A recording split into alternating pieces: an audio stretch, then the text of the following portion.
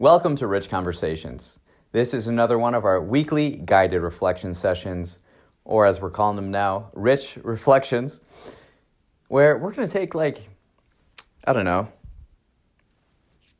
35 to 50 minutes out of our day, and simply what we're going to do is just breathe, and we're going to just think more about our lives so that we can understand and get more clarity on the direction we want to go moving forward and the actions we need to take to get there. So let's start this session, how we do every session, and that's 5 minutes of breathing. Oh boy. This might be the only time that you take 5 minutes out of your day or your week to just intentionally breathe. But it's invaluable. And it's a great habit to start and continue. So we just want to be kind of sitting upright, and it's going to be real simple. Just breathe in and breathe out. If thoughts come to mind, just let them pass. They're not important right now. Just focus on the breath, in and out.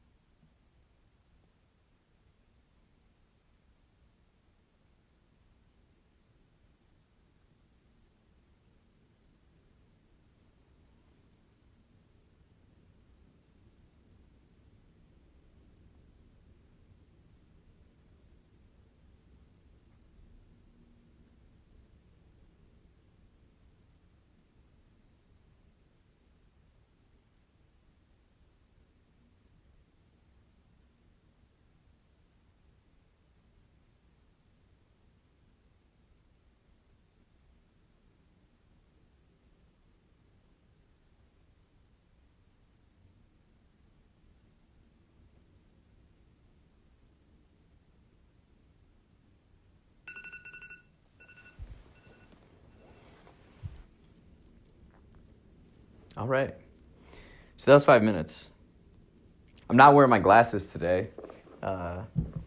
It's late morning, and there's a window right here. So the light, there was just like glare on my glasses, so I'm like, nah. Okay. So where to begin? We begin with gratitude. So the first question of this session is, what are we grateful for? Gratitude and patience. Best place to start.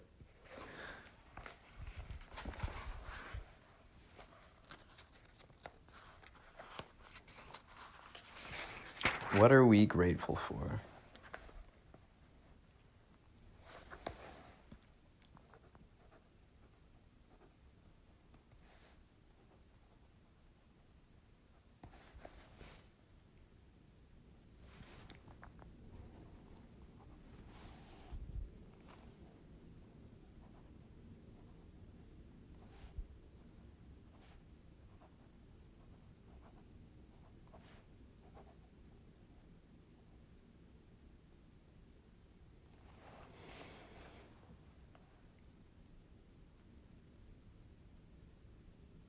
What are we grateful for? Great question. Great question. And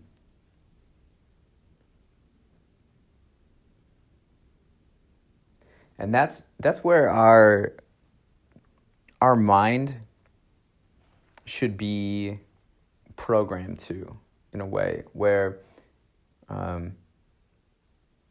throughout the day we're taking time out, even if it's just like 10 seconds, just to think about what we're grateful for. It keeps us in that frame of mind. I keep track of kind of like my daily inputs, and something I have set aside as far as like an action item is practicing gratitude 5 times a day. And very simple. It can be in the morning, before meals, before bed. That typically comprises of the 5 that I do. But it's like, I know people too that will set alarm clocks. And when that alarm goes off, they have to actively, they choose to think about gratitude and what they're grateful for. It's such a great thing to practice, because it just like anchors everything moving forward. And it's something you got to keep practicing, you know? Oftentimes if we're not thinking about gratitude, we become kind of stuck on ourselves and how the world is reacting to us, rather than us kind of being thankful that we're a part of the world, and we get to participate in it. Okay, second question. When was the last time we had a stimulating and healthy conversation with a friend?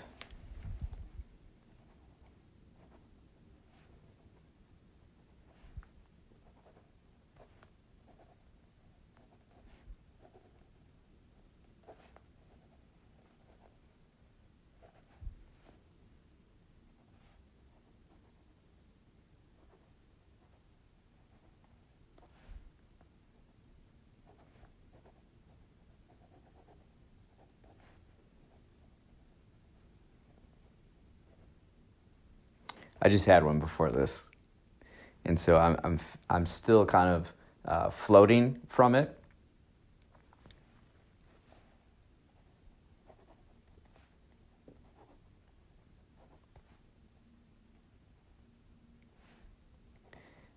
So like, what was talked about in that conversation?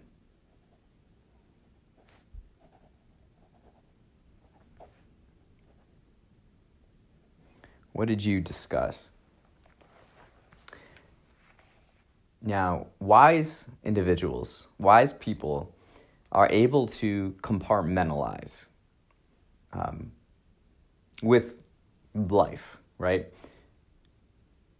And so approaching conversations, you don't make judgments. The wise aren't making judgments, but instead compartmentalizing of, here's this individual, understanding they know more about us in this area or this area or this area. And so we can learn from them, right? Humans sharing knowledge, sharing information. But what we're able to do is not make judgments, but compartmentalize in understanding and observing, okay, they're missing information here. So what they're saying, you can kind of put it aside as okay, I see where you're coming from with that, but it's not exactly useful or pertaining to me and what I need or what I'm working on, experiencing. At the same time, being able to compartmentalize as well, where you're able to ask yourself and being honest and humble with it is, what information am I missing, right? So when someone else is speaking, you're able to absorb that knowledge. It's not practiced enough. Like I said, the wise. How many wise people do we have out there in society? But this is something to practice, is when you approach people, reserve judgment. Don't judge people right away, although our minds are kind of trained to do this through a variety of different ways. But it's if you're able to be open and understand they're coming from a certain angle or perspective of life that I don't know about, I'm missing information. So, and then identifying through conversation and dialogue of, what can I learn from them? How can I expand my perspective, my horizon of experience and knowledge? Listen, listen and be able to have your kind of wheels churning in your mind, and be able to separate, right? For example, this is a very easy example. If someone identifies as a Democrat and someone identifies as a Republican, and those two are together, oftentimes they'll just disregard the other person just because of this identity. And it's just not nuanced. It's not gray. It's very primitive. But as an individual, we want to part those identities and really ask ourselves and be open. What do they know that I don't, right? What are they missing that I know? And just work together. So the question in there is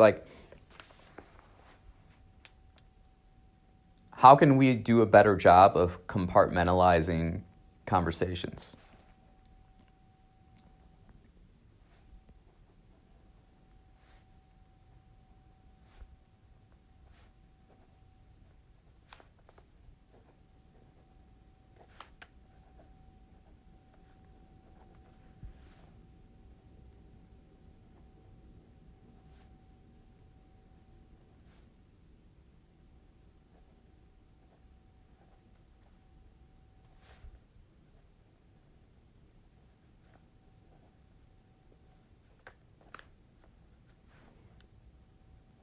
Do we practice it?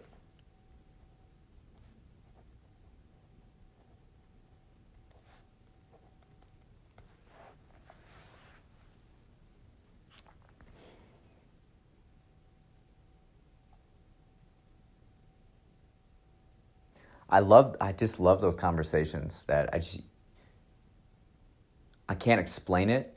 I just feel great, you know? It happens like every time I record with a guest on the podcast, certainly individually. They're good for us. And something we discussed in this conversation is like social well-being.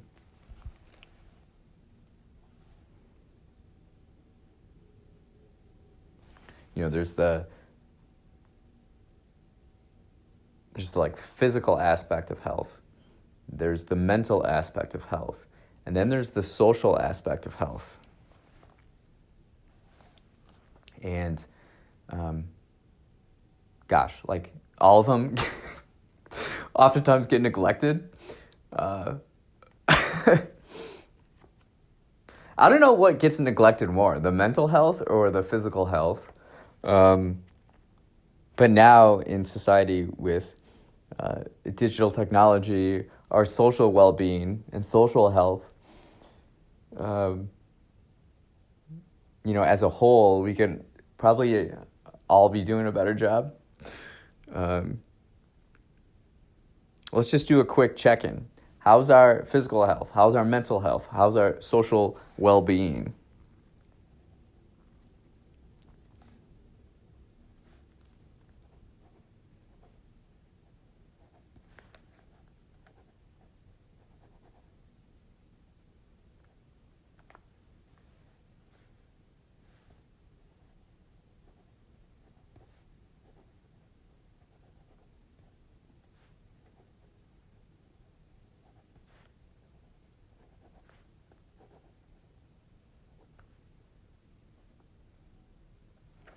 Social well-being, I can improve on.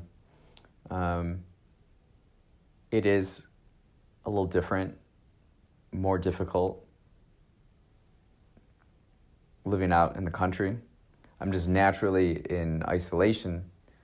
My social well-being is more with like animals and wildlife than it is people. But I think it's important to have that aspect with people, friends and people who we're able to have stimulating conversations with. This particular friend lives in New York, and there's certainly an abundance of opportunity to be social, but address social well-being.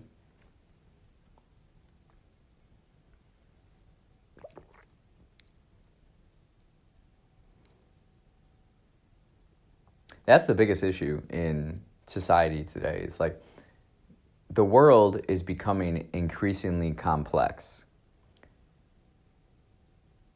And people are struggling to live meaningful lives, find purpose within it, and live lives according to like how they want to be living.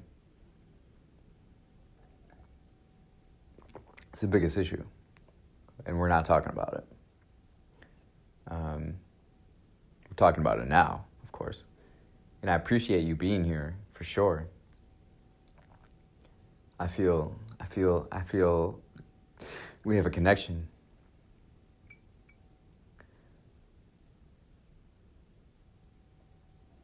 So we just did a check-in. Physical health, mental health, social well-being.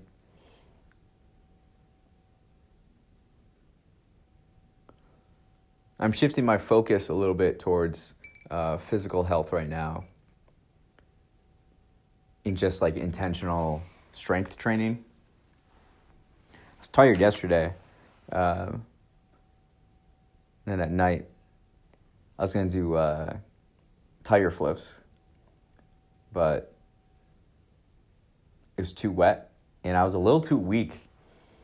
I could feel it in my body, and I didn't want to push it. The last time I felt like that, I pushed it, and I injured my back for like 2 weeks. because you just get lazy in form. Like form is so important, and like fundamentals. And if you disregard them, then you become more susceptible to injury, to risk. And that's with life too. We practice fundamentals, and life will be, in general, pretty good. As far as like being a human being. Fundamentals.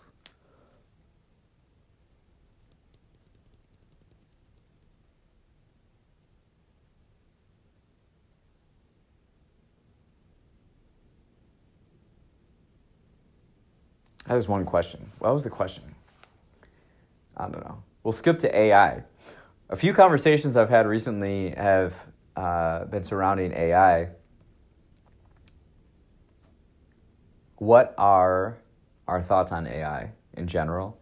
And how do we see ourselves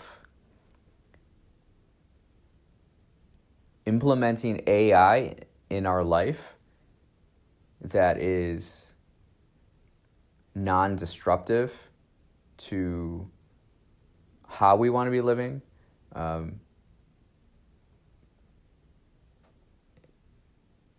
How can we use it to benefit us, to live meaningfully?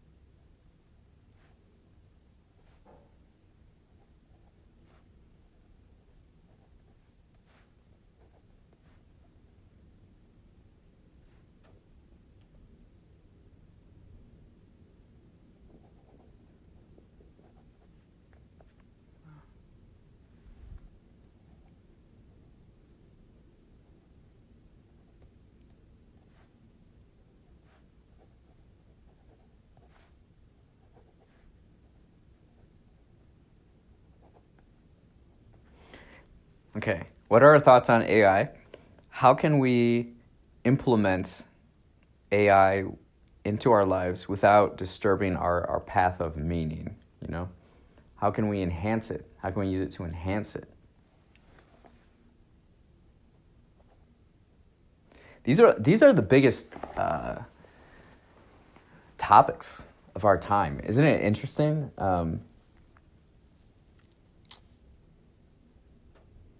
I was with a friend. I was visiting him in Chicago last weekend, and he has a son who's 7 months old. And so naturally we were talking about him, and he's stressing resiliency and learning with his son. Like throughout his life, be a resilient human being and always be adapting, always be learning, always pursue curiosity, like keep that going. Because the world's going to be interesting. It is interesting. And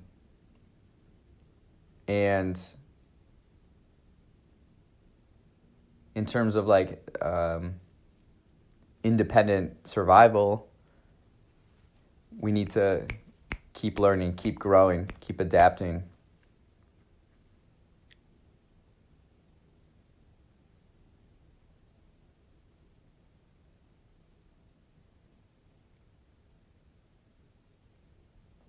In what ways do you practice learning? Do you practice resiliency, adaptability?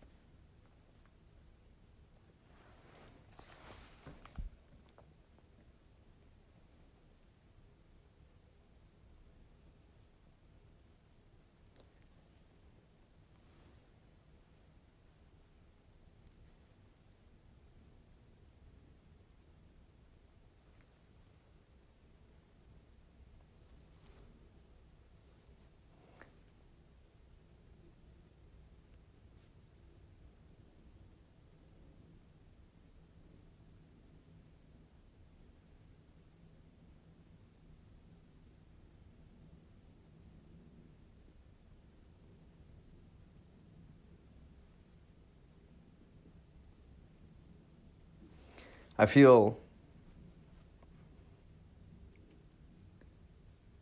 stimulated, energized, relaxed,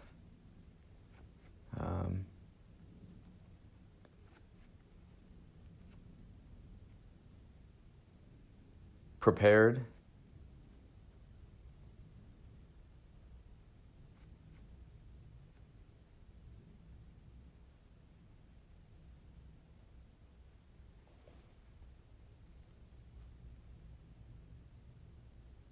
Let's do a quick little exercise.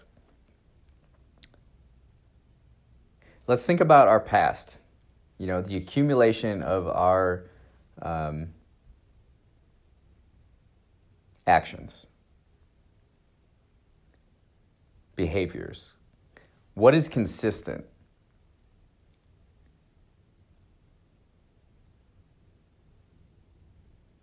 And use that both positively and ways to identify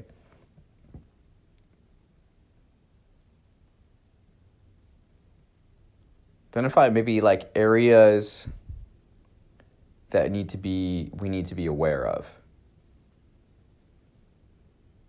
So that when we take a new action, like, is this in the similar pattern of this thing over here?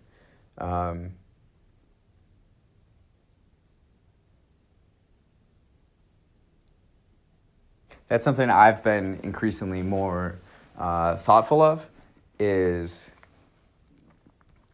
just the patterns exercised, and they're consistent. They're quite consistent. And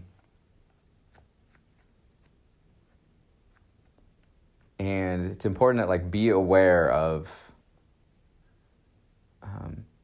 It's not negative. I wouldn't say negative, but just patterns of actions.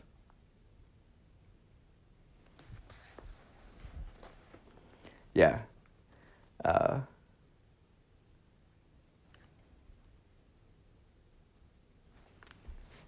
Yeah.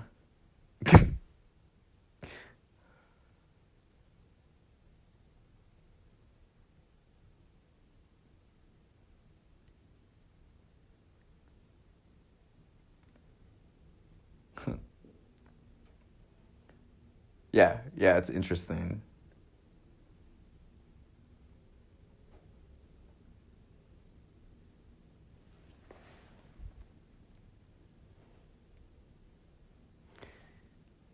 I think that'd be called self-awareness. A lot of times there's all these terms that I don't quite know the definitions of. I see them used in books or thrown about or online. I don't really know.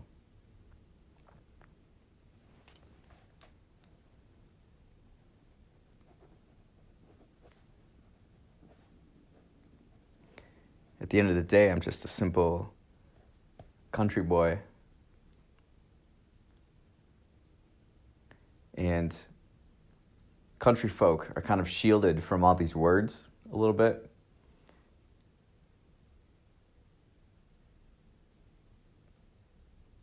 Take the word anxiety. I don't necessarily know what that is. I do, but I don't identify with it in myself in a way.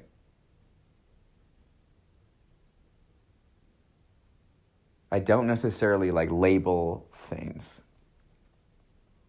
Say I was experiencing anxiety, I wouldn't really call it anxiety. I just know a feeling, and then I know how to alleviate it. But I don't identify with words, in a sense, if that makes sense. I see patterns in people where because they know the words, they overuse them, or they they find ways to apply it to themselves. And then it makes it more challenging or difficult for them to move forward because they are constantly thinking about these words. I would consider that, personally for me, an advantage. Like growing up in the country, rural area, I'm not slowed down by like words. But on the flip side of that, if you're not aware of these words, or if you're not practicing to like feel these feelings, then you can be like ignorant of like how to heal or how to move forward, because you can't. There's like no starting point, you know.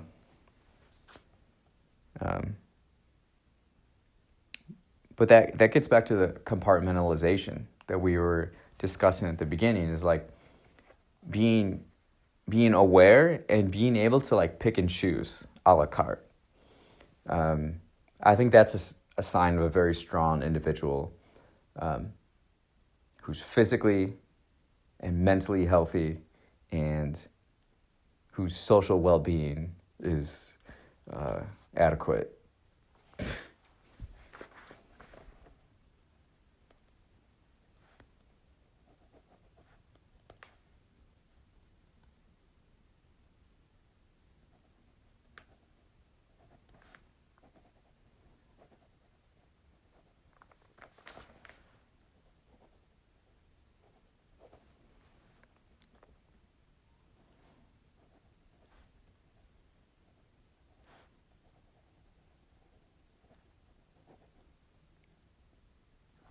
We all reveal ourselves through our actions.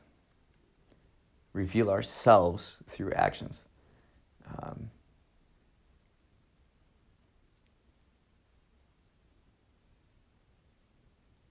I think more and more about like growth, adaptability. It can be really frustrating, really painful. Discomfort. It's like you have to constantly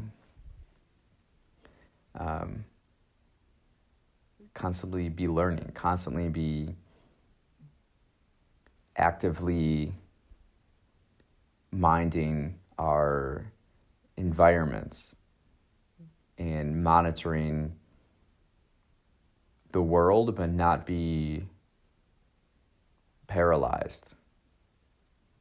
You know, we live in a very delicate time, right? You can be overstimulated, but if you're understimulated, then understimulated probably isn't the right word, but like you don't want to be ignorant of what's going on, but at the same time, it's more likely the danger is in the overstimulation and a paralysis that way.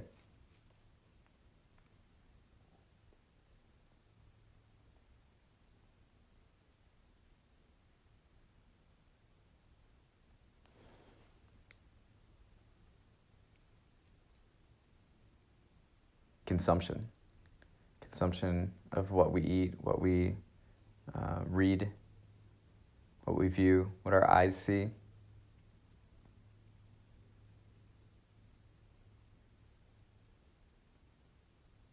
What do we find to be the most offensive thing?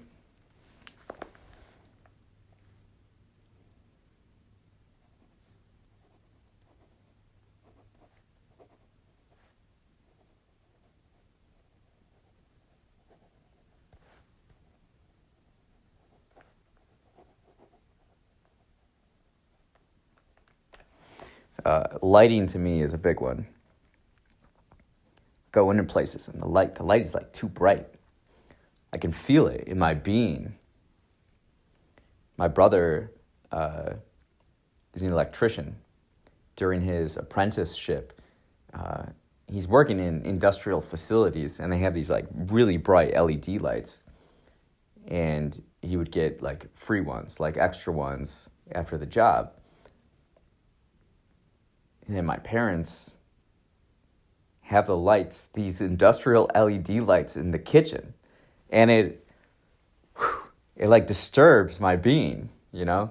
But that's something so small. It's something so small. So small. And, like I can feel it. I can feel what happens with my body with different things I put in it.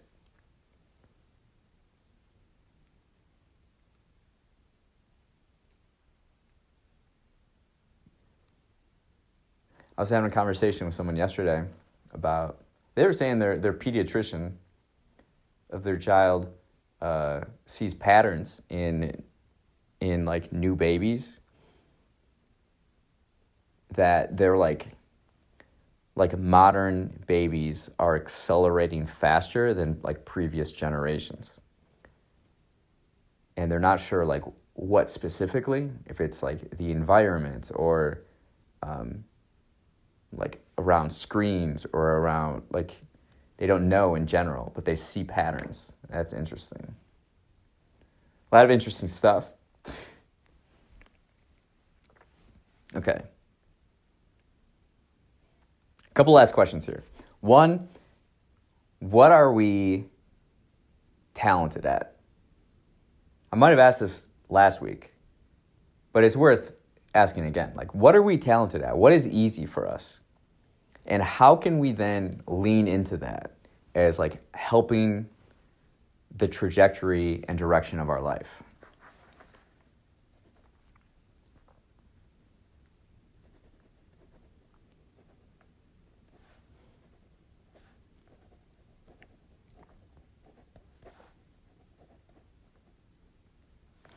Come up with something. And if you're struggling, identify what you want to become talented at and practice that.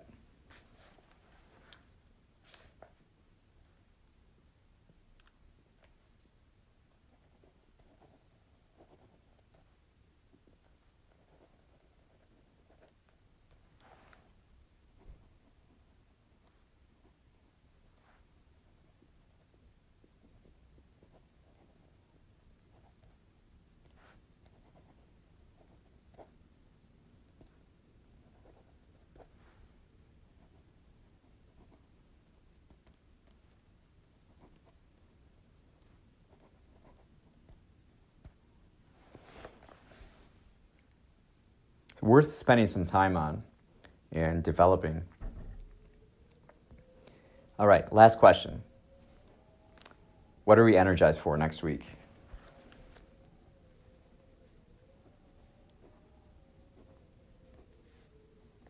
Have something to look forward to. Always like kind of have something that just will add a little pep to your step and kind of drags you out of bed to, take action of the day, in the day.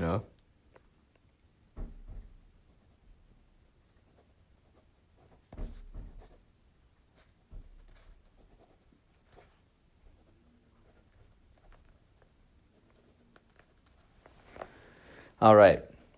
Thank you for being here. This has been another rich reflection. Be proud of yourself that you're taking the time to give to yourself, to get better. It's never ending. You know what I mean? Like, you got to keep doing it. You can't just do it once. Do it daily, weekly, monthly, yearly, right? Always be learning. Be resilient and adaptable. So thank you again for being here. Really appreciate it. Love you. Inspire the future.